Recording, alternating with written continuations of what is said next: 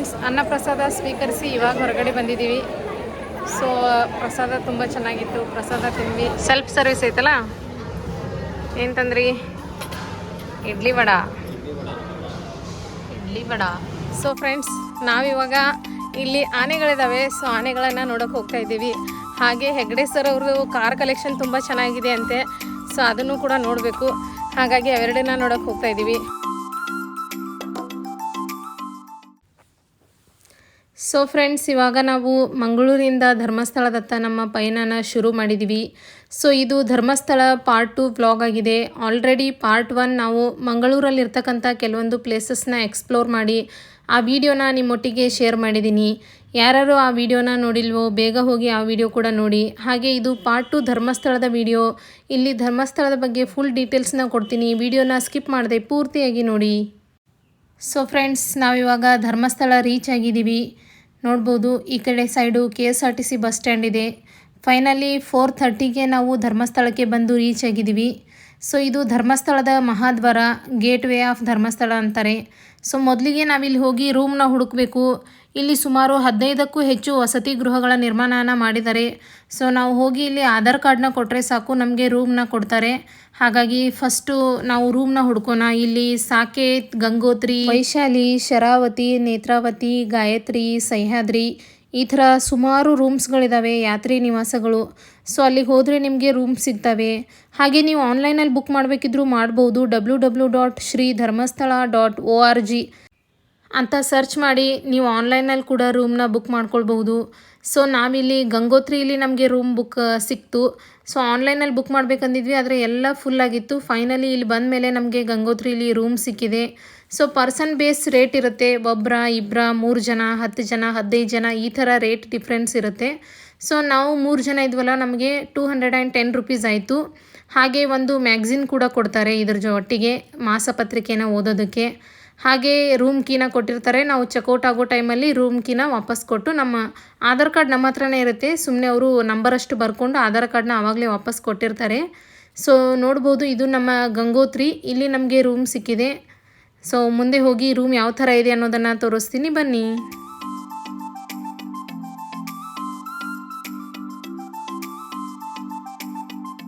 So ತುಂಬ ಕಷ್ಟಪಟ್ಟು final ಆಗಿ ಒಂದು ರೂಮ್ ಸಿಕ್ಕಿದೆ. ಸೊ ಈ ರೂಮ್ ಬೆಲೆ ಬಂದ್ಬಿಟ್ಟು 210 ರುಪೀಸ್ 3 ಜನಕ್ಕೆ. ಸೊ ಇಲ್ಲಿ 2 ಬೆಡ್ ಕೊಟ್ಟಿದ್ದಾರೆ. ಹಾಗೆ ನೋಡ್ಬೋದು, ಆ ಕಡೆ ಒಂದು ಸಿಂಗಲ್ ಬೆಡ್ ಇದೆ, ಈ ಕಡೆ ಒಂದು ಬೆಡ್ ಇದೆ. ಸೊ ಎಕ್ಸ್ಟ್ರಾ ಚಾಪಿ, ಎಕ್ಸ್ಟ್ರಾ ದಿಂಬು ಎಲ್ಲಾನು ಕೊಟ್ಟಿದ್ದಾರೆ. 4 ಜನ ಆರಾಮಾಗಿರ್ಬೋದು. ಎಸ್, 4 ಜನ ಕಂಫರ್ಟೇಬಲ್ ಆಗಿರ್ಬೋದು. ಹಾಗೆ ಈ ಕಡೆ ಸೈಡ್ ಒಂದು ಮಿರರ್ ಕೊಟ್ಟಿದ್ದಾರೆ. ಹಾಗೆ ಇಲ್ಲಿ ಬಟ್ಟೆಗಳನ್ನ ಹ್ಯಾಂಗ್ ಮಾಡೋದಕ್ಕೆ ಹ್ಯಾಂಗರ್ ಕೂಡ ಕೊಟ್ಟಿದ್ದಾರೆ. ಸೊ ಇಷ್ಟೇ ರೂಮ್ ಇದು. ವಾಶ್ರೂಮ್ ಇಲ್ಲ ಇದರಲ್ಲಿ. ಸೊ ವಾಶ್ರೂಮ್ ನಾವು ಜನರಲ್ ವಾಶ್ರೂಮ್ ಯೂಸ್ ಮಾಡಬೇಕಾಗುತ್ತೆ. ಯಾಕಂದ್ರೆ ಇಲ್ಲಿ ಗಂಗೋತ್ರಿಯಲ್ಲಿ ಯಾವುದೇ ರೂಮ್ಸ್ಗೂ ವಾಶ್ರೂಮ್ ಫೆಸಿಲಿಟಿ ಇಲ್ಲಂತೆ. ಸದ್ಯಕ್ಕೆ ಈ ರೂಮ್ ಸಿಕ್ಕಿರೋದೇ ಇಲ್ಲಿ ಪುಣ್ಯ. ಯಾಕಂದ್ರೆ ಒಬ್ಬರಿಗೆ ಮಧ್ಯಾಹ್ನ 3 ಗಂಟೆಯಿಂದ ಕ್ಯೂನಲ್ಲಿ ಇದ್ರೂ ಕೂಡ ರೂಮ್ ಸಿಕ್ಕಿಲ್ಲ. ನಮ್ಮ ಲಕ್ ನಮಗೆ ಬೇಗ ಈ ರೂಮ್ ಸಿಕ್ಕಿದೆ ಹೇಳ್ಬೋದು. ಆನ್ಲೈನ್ ಬುಕ್ ಮಾಡ್ಕೊಳ್ಬೋದು. ನಾವು ಚೆಕ್ ಮಾಡಿದ್ವಿ, ಆದರೆ ನಮ್ಗೆ ಎಲ್ಲರೂ ರೂಮ್ಸ್ ನಾಟ್ ಅವೈಲೇಬಲ್ ಅಂತಾನೆ ಬಂದಿತ್ತಲ್ಲಿ. ನಾವೆಲ್ಲರೂ ಚೆಕ್ ಮಾಡ್ತಾ, 1 ವೀಕಿಂದ ಚೆಕ್ ಮಾಡ್ತಾ ಇದ್ದೀವಿ. ಸೊ ರೂಮ್ಸ್ ನಾಟ್ ಅವೈಲೇಬಲ್ ಅಂತ ಇತ್ತು. ಸೊ ಫೈನಲಿ ಹೇಗಾಗುತ್ತೆ ಅಂದರೆ, ಇಲ್ಲಿ ಬಂದ ಮೇಲೆ 4 ಗಂಟೆಯಿಂದ 4:15 ಅವರು ಕೀ ಕೊಡೋಕೆ ಶುರು ಮಾಡ್ತಾರಂತೆ. ಎಕ್ಸ್ಟ್ರಾ ಯಾವುದಾದ್ರು ಎಕ್ಸ್ಟ್ರಾ ರೂಮ್ಸ್ ಇದ್ವು ಅಂದರೆ ಪಬ್ಲಿಕ್ಕಿಗೆ ಅವಾಗೇ ಕೀ ಕೊಡ್ತಾರೆ ರೂಮ್ದು. ಸೊ ನೀವು ಏನಾದರೂ ಆನ್ಲೈನಲ್ಲಿ ಬುಕ್ ಮಾಡಲಿಲ್ಲ ಅಂದರೆ ಟೆನ್ಷನ್ ಮಾಡ್ಕೊಳ್ಬೇಡಿ. 4 ಗಂಟೆ ಹಂಗೆ ನೀವು ಧರ್ಮಸ್ಥಳದಾಗ ಇರಬೇಕು. ಆ ಥರ ನೀವು ಬಂದು, ಸೊ ಒಂದು 2-3 ಜನ ಇದ್ದರೆ ಬೇರೆ ಬೇರೆ ಕಡೆ ನಿಂತಬೇಕು. ಬೇರೆ ಬೇರೆ ಕಡೆ ಒಂದೊಂದು ಯಾತ್ರಾ ನಿವಾಸದಲ್ಲಿ ನೀವು ನಿಂತ್ಕೊಂಡ್ರೆ ಎಲ್ಲರಿಗೂ ಒಂದು ಕಡೆ ಪಕ್ಕ ರೂಮ್ ಸಿಗುತ್ತೆ. ಸೊ ಫೈನಲಿ ನಮಗೆ ಗಂಗೋತ್ರಿ ರೂಮ್ ಸಿಕ್ಕಿದೆ. ರೂಮ್ ಮಾತ್ರ ಈ ಥರ ಗಂಗೋತ್ರಿ ಯಾತ್ರೆ ನಿವಾಸದಲ್ಲಿ ಇದ್ದೀವಿ ಅಂತೇಳಿ. ಹಾಗೆ ಇಲ್ಲಿ ವಾಶ್ರೂಮ್ ಇಲ್ಲ ರೂಮಲ್ಲಿ, ಕಾಮನ್ ವಾಶ್ರೂಮ್ನ ಯೂಸ್ ಮಾಡ್ಬೇಕಂತ ಹೇಳಿದ್ದೆ. ಸೊ ವಾಶ್ರೂಮ್ ಅಂತೂ ತುಂಬ ಚೆನ್ನಾಗಿದೆ, ಕ್ಲೀನಾಗಿ ಮೇಂಟೈನ್ ಮಾಡಿದ್ದಾರೆ. ಸೊ ನಾವು ಕೂಡ ಇವಾಗ ಸ್ನಾನ ಎಲ್ಲ ಮಾಡಿ ಬಂದ್ವಿ, ಫ್ರೆಶ್ ಅಪ್ ಆಗಿದ್ದೀವಿ. ಇವಾಗ ದೇವರ ದರ್ಶನಕ್ಕೆ ಹೋಗಬೇಕು. ಸೊ ದೇವರ ದರ್ಶನಕ್ಕೆ ಹೋಗೋಣ, ಬನ್ನಿ. ಧರ್ಮಸ್ಥಳ ಅಂದರೆ ಧರ್ಮವು ನೆಲೆಸಿರುವ ಸ್ಥಳ. ಇಲ್ಲಿ ಶಿವನನ್ನು ಅತ್ಯಂತ ಧಾರ್ಮಿಕವಾಗಿ ಪೂಜೆ ಮಾಡ್ತಕ್ಕಂಥ ಒಂದು ಸ್ಥಳ ಆಗಿದೆ. ಕರ್ನಾಟಕದ ಅತ್ಯಂತ ಪ್ರಸಿದ್ಧ ಧಾರ್ಮಿಕ ಮತ್ತು ಐತಿಹಾಸಿಕ ತಾಣವೆಂದರೆ ಅದು ಧರ್ಮಸ್ಥಳ ಅಂತ ಹೇಳ್ಬೋದು. ಇಲ್ಲಿ ಸಾಕ್ಷಾತ್ ಪರಶಿವನೇ ಮಂಜುನಾಥನ ಹೆಸರಲ್ಲಿ ನೆಲೆಸಿದ್ದಾನೆ. ಧರ್ಮಸ್ಥಳ ಮಂಜುನಾಥನ ದರ್ಶನ ಪಡೆದರೆ ಜೀವನದಲ್ಲಿನ ಎಲ್ಲ ಕಷ್ಟಗಳು ನಿವಾರಣೆಯಾಗುತ್ತವೆ ಮತ್ತು ಧನಾತ್ಮಕ ಶಕ್ತಿ ಪ್ರಾಪ್ತಿಯಾಗುತ್ತದೆ ಎನ್ನುವುದು ಇಲ್ಲಿನ ಭಕ್ತಾದಿಗಳ ನಂಬಿಕೆಯಾಗಿದೆ. ಸೊ ಈ ದೇವಸ್ಥಾನಕ್ಕೆ ಸುಮಾರು 800 ವರ್ಷಗಳಿಗಿಂತಲೂ ಹೆಚ್ಚಿನ ಇತಿಹಾಸವಿದೆ ಅಂತ ಹೇಳಿ ಹೇಳ್ತಾರೆ.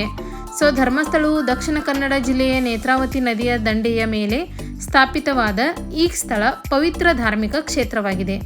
ಸೊ ಇಲ್ಲಿ ಪ್ರತಿದಿನ ಸರಿಸುಮಾರು 10,000ಕ್ಕಿಂತಲೂ ಹೆಚ್ಚಿನ ಜನ ದರ್ಶನ ಪಡೆಯೋದಕ್ಕೆ ಬರ್ತಾರಂತೆ. ಸೊ ಹಾಗಾಗಿ ಬರ್ತಕ್ಕಂಥ ಭಕ್ತಾದಿಗಳಿಗೆ ಎಲ್ರಿಗೂ ಯಾತ್ರಿ ನಿವಾಸ ಬೇಕಲ್ವಾ. ಈಗಾಗಲೇ ನಾನು ಹೇಳಿರೋ ಹಾಗೆ 15ಕ್ಕೂ ಹೆಚ್ಚು ವಸತಿ ಗೃಹಗಳ ಇವರು ನಿರ್ಮಾಣ ಮಾಡಿದ್ದಾರೆ. ಅಷ್ಟು ಅಲ್ಲದೆ ಆ ವಸತಿ ಗೃಹಗಳ ಪ್ರೈಸ್ ಏನಪ್ಪ ಅಂತಂದರೆ ಬರೀ 50 ರೂಪಾಯಿಂದ ಶುರುವಾಗಿ 2,000 ರೂಪಾಯಿವರೆಗೆ ವಸತಿ ಗೃಹಗಳಿದ್ದಾವೆ. ಅಷ್ಟೇ ಅಲ್ಲದೆ ಇಲ್ಲಿರ್ತಕ್ಕಂಥ ದೇವಸ್ಥಾನವನ್ನು ತುಂಬ ಕ್ಲೀನಾಗಿ ಮೇಂಟೈನ್ ಮಾಡಿದ್ದಾರೆ. ಹಾಗೆ ಇಲ್ಲಿ ಪ್ರಸಾದ ಕೂಡ ಇದೆ ನೋಡಿ, ಸೆಟ್ ಪ್ರಸಾದ ಅಂತ ಹೇಳಿ. ಸೊ 150 ರುಪೀಸ್ ಚಾರ್ಜ್ ಮಾಡ್ತಾರೆ. ನಾವಿಲ್ಲಿ ಒಂದು ಪ್ರಸಾದದ ಚೀಟಿನ ತೊಗೊಂಡು ಇವಾಗ ದರ್ಶನ ಮಾಡೋದಕ್ಕೆ ಒಳಗಡೆ ಹೋಗ್ತಾ ಇದ್ದೀವಿ. ಸೊ ಸಾಯಂಕಾಲ ಹೊತ್ತಲ್ಲಿ ನಾವು ದರ್ಶನ ಮಾಡ್ತಾ ಇದ್ವಿ, ಹಾಗಾಗಿ ಅಷ್ಟೇನು ರಶ್ ಇರಲಿಲ್ಲ, ಬೇಗ ಹೋದ್ವಿ. ನೀವೇನಾದರೂ ಧರ್ಮಸ್ಥಳಕ್ಕೆ ಹೋದರೆ ಒಂದು ಬೆಳಗ್ಗೆನೇ ದರ್ಶನಕ್ಕೆ ಹೋಗಿ. ಬೆಳಗ್ಗೆ 6 ಗಂಟೆಯಿಂದ ಅಲ್ಲಿ ದರ್ಶನ ಶುರು ಆಗುತ್ತೆ. ಬೇಗ ದರ್ಶನಕ್ಕೆ ಹೋದರೆ ನಿಮಗೆ ಬೇಗ ನಂಬರ್ ಸಿಗುತ್ತೆ. ಇಲ್ಲ ಲೇಟ್ ಆಯಿತು 8 ಗಂಟೆ 10 ಗಂಟೆ ಆದರೆ ಸುಮಾರು 4-5 ಗಂಟೆಗಳ ತನಕ ನೀವು ದರ್ಶನಕ್ಕೆ ನಿಲ್ಲಬೇಕಾಗತ್ತೆ. ಹಾಗಾಗಿ ಇಲ್ಲಿ ವಿಶ್ರಾಂತಿ ಪಡ್ಕೊಳ್ಳೋದಕ್ಕೋಸ್ಕರ ಈ ಥರ ಕೂತ್ಕೊಳ್ಳೋದಕ್ಕೆ ಸಿಟ್ಟಿಂಗ್ ಅರೇಂಜ್ಮೆಂಟ್ಸ್ ಕೂಡ ಮಾಡಿದ್ದಾರೆ. ಯಾಕಂದರೆ ಆಯಾಸ ಆಗುತ್ತಲ್ವ 4-5 ಗಂಟೆಗಳ ತನಕ ದರ್ಶನಕ್ಕೆ ನೀವು ಕ್ಯೂ ನಿಲ್ಲೋದಕ್ಕೆ. ಅದೇ ಅಲ್ಲದೆ ಈ ಥರ ಬೆಳಗ್ಗೆ ನೀವು ಬಂದರೆ ಬೇಗ ದರ್ಶನ ಆಗುತ್ತೆ. ಸೊ ನಾವು ಸಾಯಂಕಾಲ ಬಂದಿದ್ದೀವಿ, ಸಾಯಂಕಾಲನೇ ಮಂಜುನಾಥ ಸ್ವಾಮಿಯ ದರ್ಶನ ಮಾಡಬೇಕು ಅಂತ ಬಂದಿದ್ದೀವಿ. ಸೊ ಒಳಗಡೆ ಪೂರ್ತಿ ಗರ್ಭಗುಡಿ ಹತ್ರ ಕ್ಯಾಮ್ರಾ ಅಲೋವ್ ಇರಲಿಲ್ಲ, ಹಾಗಾಗಿ ಎಷ್ಟು ಸಾಧ್ಯ ಆಗುತ್ತೋ ಅಷ್ಟು ಕ್ಯಾಪ್ಚರ್ನ ಮಾಡಿದ್ದೀನಿ. ಸೊ ಇಲ್ಲಿ ಗಂಡ್ಮಕ್ಳು ಬಂದರೆ ಶರ್ಟು ಹಾಗೂ ಬನೆಯನ್ನು ಬಿಚ್ಚಿ ದೇವರ ದರ್ಶನಕ್ಕೆ ಹೋಗಬೇಕು. ಹಾಗೆ ಹೆಣ್ಮಕ್ಳು ನಮ್ಮ ಭಾರತೀಯ ಉಡುಪನ್ನು ಧರಿಸಿ ಧರ್ಮಸ್ಥಳದ ಮಂಜುನಾಥನ ದರ್ಶನ ಮಾಡೋದಕ್ಕೆ ಹೋಗೋದು ತುಂಬ ಒಳ್ಳೆಯದು. ಸೊ ನೋಡ್ಬೋದು ನಾವಿವಾಗ ದರ್ಶನಕ್ಕೆ ಬಂದಿದ್ದೀವಿ. ಸೊ ಮಂಜುನಾಥನ ದರ್ಶನ ಅಂತೂ ತುಂಬ ಚೆನ್ನಾಗಿ ಆಯಿತು. ಸೊ ಇಲ್ಲಿ ಗರ್ಭಗುಡಿಯ ಒಳಗೆ ಮೊಬೈಲ್ ಅಲೋವ್ ಇಲ್ಲ ಅಂಥೇಳಿ ಆಲ್ರೆಡಿ ಹಾಕಿದ್ದಾರೆ, ಹಾಗಾಗಿ ನಾವು ಜಾಸ್ತಿ ಶೂಟ್ ತೊಗೊಳ್ಳಿಲ್ಲ. ಸೊ ಹೊರಗಡೆ ಬಂದಮೇಲೆ ನೋಡಿ ಇಲ್ಲಿ 2 ಆನೆಗಳಿದ್ದಾವೆ. ಸೊ ಈ ಆನೆಗಳ ಹೆಸರು ಏನಪ್ಪ ಅಂತಂದರೆ ಲಕ್ಷ್ಮಿ ಮತ್ತು ಶಿವಾನಿ. ಇದು ಅಮ್ಮ ಮತ್ತು ಮಗಳು 2 ಆನೆಗಳು ಇವು. ಸೊ ಇಲ್ಲಿ ದೇವಾಲಯದ ದರ್ಶನ ಮುಗಿಸ್ಕೊಂಡು ನೆಕ್ಸ್ಟ್ ನಾವಿವಾಗ ಭೋಜನಾಲಯಕ್ಕೆ ಹೋಗ್ತಾ ಇದ್ದೀವಿ. ಅಪ್ಪ ಇಲ್ಲಂತೂ ಫುಲ್ ಕ್ರೌಡ್ ಇತ್ತು, ಎಷ್ಟು ರಶ್ ಇದೆ ನೀವೇ ನೋಡ್ಬೋದು. ಸೊ ಇಲ್ಲಿ ಹಾಲ್ ತುಂಬ ದೊಡ್ಡದಾಗಿ ಮಾಡಿದ್ದಾರೆ. ಸುಮಾರು 1,00,000 ಜನ ಇಲ್ಲಿ ಒಂದೇ ಎಟ್ ಅ ಟೈಮ್ ಊಟಕ್ಕೆ ಸೇರ್ಬೋದು, ಆ ಥರ ದೊಡ್ಡ ಹಾಲ್ ಇದೆ. ಹಾಗಾಗಿ ನಾವು ಒಂದು 10 ನಿಮಿಷ ವೇಟ್ ಮಾಡಿದ್ವಿ, ಅಷ್ಟರಲ್ಲಿ ಎಲ್ಲ ಖಾಲಿ ಆಯಿತು. ಆಮೇಲೆ ನೆಕ್ಸ್ಟ್ ನಾವು ಹೋದ್ವಿ. ಸೊ ಊಟದ ಸಿಸ್ಟಮ್ ಎಷ್ಟು ಚೆನ್ನಾಗಿ ಮಾಡಿದ್ದಾರೆ ನೋಡಿ. ಊಟಕ್ಕೆ ಇಲ್ಲಿ ಪಾಯಸ ಹಾಗೆ ಪಲ್ಯ ಅನ್ನ ಸಾಂಬಾರು ಎಲ್ಲನೂ ಕೊಟ್ಟಿದ್ದರು. ಸೊ ಪಾಯಸ ಚೆನ್ನಾಗಿತ್ತು, ಇದೇನೋ ಸ್ವೀಟು ಡಿಫ್ರೆಂಟಾಗಿತ್ತು. ಸೊ ಒಂದೊಳ್ಳೆ ಊಟನ ಮುಗಿಸ್ಕೊಂಡ್ವಿ. ಸೊ ಇಂಥ ಧಾರ್ಮಿಕ ಕ್ಷೇತ್ರಗಳಿಗೆ ಬಂದರೆ ಪ್ರಸಾದವನ್ನು ಸ್ವೀಕರಿಸೋದು ಮರೆಯೋದಕ್ಕೆ ಹೋಗಬೇಡಿ. ಎಷ್ಟೇ ಟೈಮ್ ಆಗಲಿ ಪ್ರಸಾದವನ್ನು ತಿಂದು ಆಮೇಲೆ ನೀವು ಮುಂದಿನ ಕೆಲಸನ ಮಾಡ್ಕೊಳ್ಳಿ.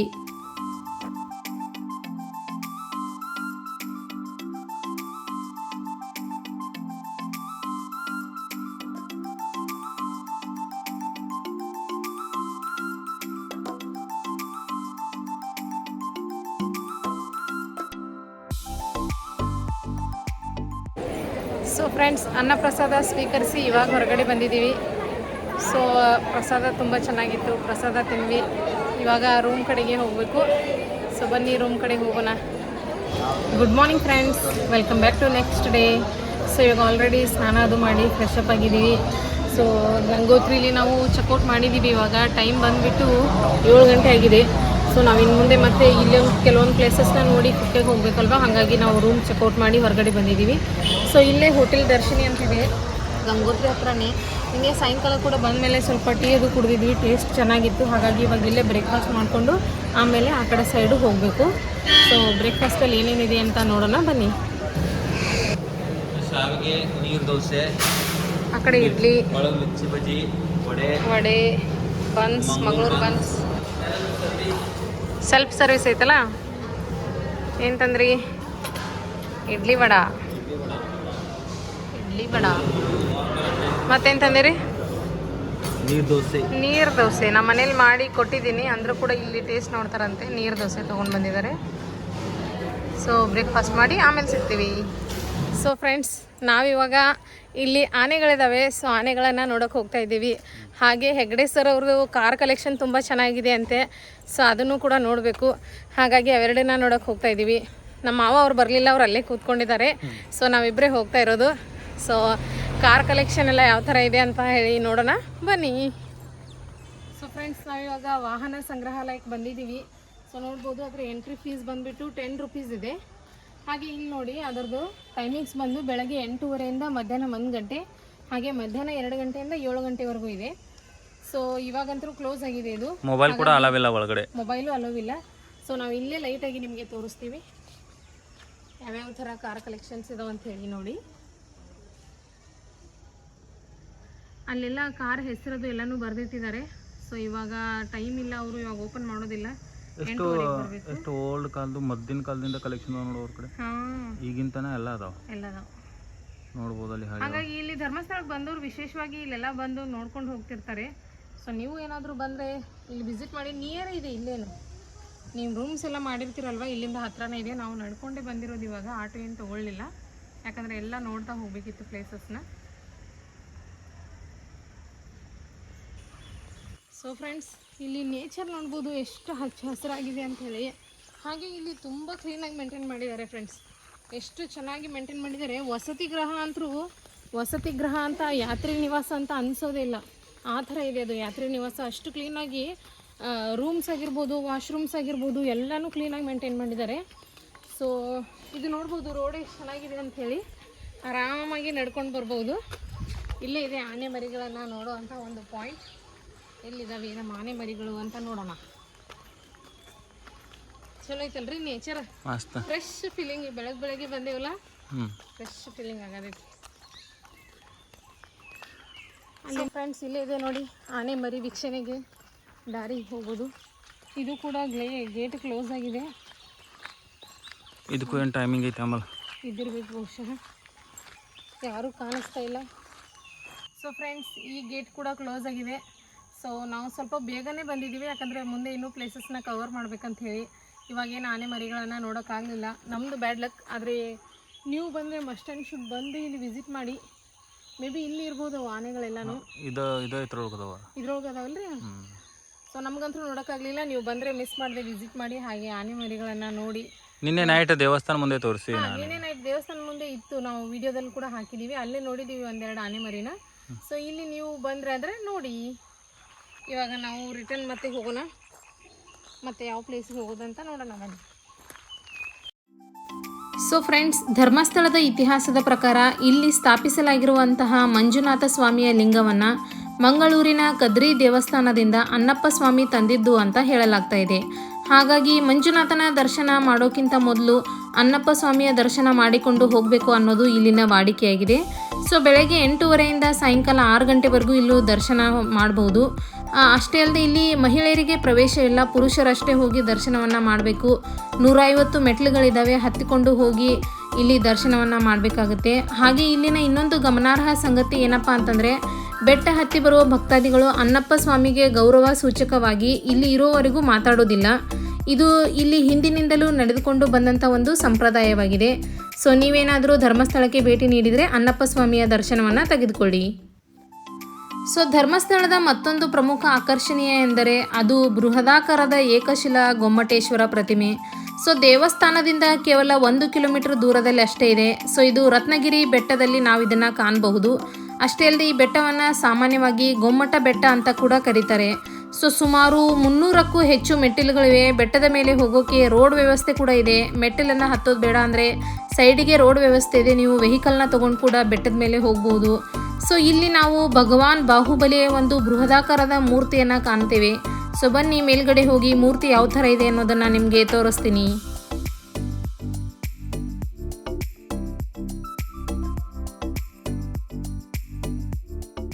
ಸೊ ಫ್ರೆಂಡ್ಸ್, ಫೈನಲಿ ನಾವು ಬೆಟ್ಟವನ್ನು ಹತ್ತಿ ಮೇಲ್ಗಡೆ ಬಂದಿದ್ದೀವಿ. ಸೊ ಇಲ್ಲಿ ಭಗವಾನ್ ಬಾಹುಬಲಿಯ ಪ್ರತಿಮೆ ಇದೆ. ಇದು 39 ಅಡಿ ಎತ್ತರ ಹಾಗೂ 14 ಅಡಿ ದಪ್ಪ ಇದೆ. ಸೊ ಈ ಪ್ರತಿಮೆಯನ್ನು ಸಂಪೂರ್ಣವಾಗಿ ಗ್ರಾನೈಟ್ ಕಲ್ಲಿನಿಂದ ನಿರ್ಮಿಸಲಾಗಿದೆ ಅಂತ ಹೇಳ್ತಾರೆ. ಹಾಗೆ ಈ ಪ್ರತಿಮೆಯ ತೂಕ ಬರೋಬ್ಬರಿ 175 ಟನ್ಗಳಿವೆ. ನೋಡ್ಬೋದು ಯಾವ ಥರ ವಿಗ್ರಹವಿದೆ ಅಂಥೇಳಿ. ಸೊ 1973ರಲ್ಲಿ ಧರ್ಮಸ್ಥಳದ ಹಿಂದಿನ ಧರ್ಮಾಧಿಕಾರಿಯಾದಂಥ ಶ್ರೀ ರತ್ನವರ್ಮ ಹೆಗ್ಡೆ ಅವರು ಪ್ರಸಿದ್ಧ ಶಿಲ್ಪಿ ಕಾರ್ಕಳದ ರೇಂಜಾಳ ಗೋಪಾಲಕೃಷ್ಣ ಶೆಣೈ ಅವರಿಂದ ಕೆತ್ತಿಸಿದ್ರು. ಶ್ರೀ ರತ್ನವರ್ಮ ಹೆಗ್ಡೆ ಅವರು ಸ್ವರ್ಗೀಯರಾದ ನಂತರ ಅವರ ಮಗ ಡಾಕ್ಟರ್ ಡಿ ವೀರೇಂದ್ರ ಹೆಗ್ಡೆ ಅವರು ಫೆಬ್ರವರಿ 1982ರಲ್ಲಿ ರತ್ನಗಿರಿ ಬೆಟ್ಟದ ಮೇಲೆ ಈ ಪ್ರತಿಮೆಯನ್ನು ಪ್ರತಿಷ್ಠಾಪಿಸುತ್ತಾರೆ. ನಾವು 8:00ವರೆಗೆ ಬಂದಿದ್ದೀವಿ ಫ್ರೆಂಡ್ಸ್. 8:00ವರೆಗೆ ಇಷ್ಟು ಬಿಸಿಲಿದೆ. ಒಂದು ವೇಳೆ ಲೇಟಾಗಿ ಬಂದಿದ್ರೆ ನೆಕ್ಸ್ಟ್ ಬಿಸಿಲಾಗ್ತಿತ್ತು ಏನೋ ಗೊತ್ತಿಲ್ಲ. ಸೊ ಇಲ್ಲಿ ಬಾಹುಬಲಿ ವಿಗ್ರಹ ಇದೆ. ಸುಮಾರು 300 ಮೆಟ್ಲನ್ನು ಹತ್ಕೊಂಡು ನಾವು ಬಾಹುಬಲಿ ಬೆಟ್ಟಕ್ಕೆ ಬಂದಿದ್ದೀವಿ. ಸೊ ವಿಗ್ರಹನ ನೋಡೋದಕ್ಕೆ ಇಲ್ಲಿ ವಿಗ್ರಹನ ನೋಡಿದ್ದೀವಿ. ಸೊ ಇದ್ರ ಬಗ್ಗೆ ಇನ್ಫಾರ್ಮೇಷನ್ಸ್ ಎಲ್ಲ ಅಲ್ಲಿದೆ ಅಂತೆ. ಸೊ ಇಲ್ಲಿ ವಿಗ್ರಹನೇ ಸ್ಥಾಪನೆ ಮಾಡಿರೋದು ಸಂಪೂರ್ಣವಾದ ಮಾಹಿತಿ ಇದೆ. ಸೊ ನಾನು ತೋರಿಸ್ತೀನಿ, ನೀವು ಬೇಕಿದ್ರೆ ಪಾಸ್ ಮಾಡ್ಕೊಂಡು ನೋಡ್ಕೊಳ್ಬಹುದು. ವಿಗ್ರಹವನ್ನ ಯಾವಾಗ ಸ್ಥಾಪನೆ ಮಾಡಿದ್ರು, ಯಾವ ಥರ ಅದನ್ನ ಸಾಗಾಟ ಮಾಡಿದ್ರು, ಇದೆಲ್ಲನೂ ಕೊಟ್ಟಿದ್ದಾರೆ ಇದರಲ್ಲಿ ಸಂಪೂರ್ಣವಾಗಿ ವಿತ್ ಫೋಟೋ ವಿವರಣೆ ಇದೆ. ಪ್ರತಿ 12 ವರ್ಷಕ್ಕೊಮ್ಮೆ ಬಾಹುಬಲಿಯ ವಿಗ್ರಹಕ್ಕೆ ಮಹಾಮಸ್ತಕಾಭಿಷೇಕ ನಡೆಯುತ್ತದೆ. ಸೊ 2007ರಲ್ಲಿ ನಡೆದಂತಹ ಮಹಾಮಸ್ತಕಾಭಿಷೇಕದ ದೃಶ್ಯಗಳು ಇವು. ಹಾಗೆ ಅಷ್ಟೇ ಅಲ್ಲದೆ ಮುಂದೆ 2019ರಲ್ಲಿ ನಡೆದಂತಹ ಮಹಾಮಸ್ತಕಾಭಿಷೇಕದ ದೃಶ್ಯಗಳನ್ನು ಕೂಡ ನೀವಿಲ್ಲಿ ನೋಡ್ಬೋದು. ಅಷ್ಟೇ ಅಲ್ಲದೆ ಮುಂದೆ ನಾವು ಭಗವಾನ್ ಬಾಹುಬಲಿಯ ಜೀವನ ಚರಿತೆಯನ್ನು ಇಲ್ಲಿ ಹಾಕಿದ್ದಾರೆ. ಸೊ ಅದನ್ನು ಕೂಡ ಕಲ್ಲಿನಿಂದ ಕೆತ್ತನೆ ಮಾಡಿದ್ದಾರೆ. ಆ ದೃಶ್ಯವನ್ನು ಕೂಡ ನೀವು ಇಲ್ಲಿ ನೋಡಬಹುದು. ನಾನಿಲ್ಲಿ ನಿಮಗೆ ಆ ಕಲ್ಲಿನಿಂದ ಕೆತ್ತನೆ ಮಾಡಿರ್ತಕ್ಕಂಥದ್ದನ್ನು ತೋರಿಸ್ತೀನಿ. ನೀವಿಲ್ಲಿ ಪಾಸ್ ಮಾಡಿ ಇದನ್ನು ಸಂಪೂರ್ಣವಾಗಿ ಓದಬಹುದು ಕೂಡ. ಸೊ ಫ್ರೆಂಡ್ಸ್, ಬಾಹುಬಲಿ ವಿಗ್ರಹ ದರ್ಶನ ಮಾಡ್ಕೊಂಡು ಬಂದ್ವಿ. ಸೊ ಇವಾಗ ಮತ್ತೆ ಇಲ್ಲಿ ದೇವಸ್ಥಾನದ ಹತ್ರ ಬಂದಿದ್ವಿ. ಇಲ್ಲಿ ನೋಡ್ಬೋದು ಈ ಥರ ಗಾಡಿಗಳು ನಿಂತಿರ್ತವೆ. ಸೊ ಏನಪ್ಪ ಈ ಗಾಡಿಗಳು ಅಂತಂದರೆ, ಸೌತಡ್ಕ ಗಣಪತಿ ಧರ್ಮಸ್ಥಳದಿಂದ ಸೌತಡ್ಕ ಗಣಪತಿ ಕರ್ಕೊಂಡು ಹೋಗಿ ಅಲ್ಲಿ ದೇವ್ರ ದರ್ಶನ ಮಾಡಿಸಿ ಮತ್ತೆ ರಿಟರ್ನ್ ನಮಗೆ ಕುಕ್ಕಿಗೆ ಬಿಡ್ತಾರೆ. ಸೊ ಇದಕ್ಕೆ 200 ರೂಪೀಸ್ ಚಾರ್ಜ್ ಮಾಡ್ತಾರೆ ಒಬ್ಬರಿಗೆ. ಸೊ ನಾವು ಕೂಡ ಈ ಗಾಡಿನ ಬುಕ್ ಮಾಡಿದ್ದೀವಿ. ಇವಾಗ ನಾವು 3 ಜನ ಇದೇ ಗಾಡೀಲಿ ಸೌತಡ್ಕ ಗಣಪತಿ ನೋಡಿ ಅಲ್ಲಿಂದ ಕುಕ್ಕೆಗೆ ಹೋಗಬೇಕು. ಸೊ ಟೋಟಲ್ ಒಂದು 3 ಜನಕ್ಕೆ 600 ರೂಪೀಸ್ ಆಗುತ್ತೆ. ಸೊ 10 ಜನ ಆದಮೇಲೆ ಇವರು ಬಿಡೋದು ಗಾಡಿನ. ಇವಾಗ ಆಲ್ಮೋಸ್ಟ್ ಒಂದು 7-8 ಜನ ಆಗಿದ್ದೀವಿ. ನೋಡೋಣ, ಇನ್ನೊಂದು 10 ನಿಮಿಷದಲ್ಲಿ ಬಿಡ್ತಾರೆ. ಸೊ ಇವಾಗ ಯೂಟರ್ನ್ ತಗೊಂಡು ಹೋಗ್ತಾ ಇರೋದು. ಸೊ ಫ್ರೆಂಡ್ಸ್, ಇದಾಗಿತ್ತು ನಮ್ಮ ಧರ್ಮಸ್ಥಳದ ವ್ಲಾಗ್. ಸೊ ನಮ್ಮ ವ್ಲಾಗ್ ನಿಮ್ಗೆ ಇಷ್ಟ ಆದರೆ ಲೈಕ್, ಶೇರ್, ಸಬ್ಸ್ಕ್ರೈಬ್ ಮಾಡೋದನ್ನು ಮರಿಬೇಡಿ. ಹಾಗೆ ನಾನು ಮಂಗಳೂರಲ್ಲಿರ್ತಕ್ಕಂಥ ಕೆಲವೊಂದು ಇಂಪಾರ್ಟೆಂಟ್ ಆದಂತಹ ಪ್ಲೇಸಸ್ಗಳನ್ನ ತೋರಿಸಿದ್ದೀನಿ. ಆ ವಿಡಿಯೋನ ನೀವು ಯಾರೂ ನೋಡಿಲ್ವೋ ಬೇಗ ಹೋಗಿ ನೋಡಿ. ಆ ಲಿಂಕ್ನ ನಾನು ಡಿಸ್ಕ್ರಿಪ್ಷನಲ್ಲೂ ಕೂಡ ಹಾಕಿರ್ತೀನಿ. ಹಾಗೆ ನೆಕ್ಸ್ಟ್ ನಾವು ಪಾರ್ಟ್ 3ಯಲ್ಲಿ ಕುಕ್ಕೆ ಸುಬ್ರಹ್ಮಣ್ಯ ದೇವಸ್ಥಾನದ ಬಗ್ಗೆ ಸಂಪೂರ್ಣ ಮಾಹಿತಿಯನ್ನು ಕೊಡ್ತಾ ಇದ್ದೀನಿ. ಆ ವ್ಲಾಗ್ನ ಕೂಡ ಮಿಸ್ ಮಾಡದೆ ನೋಡಿ. ಹಾಗೆ ನಿಮ್ಮ ಸಪೋರ್ಟ್ ಹೀಗೆ ನಮ್ಮೊಟ್ಟಿಗೆ ಇರಲಿ. Thanks for watching.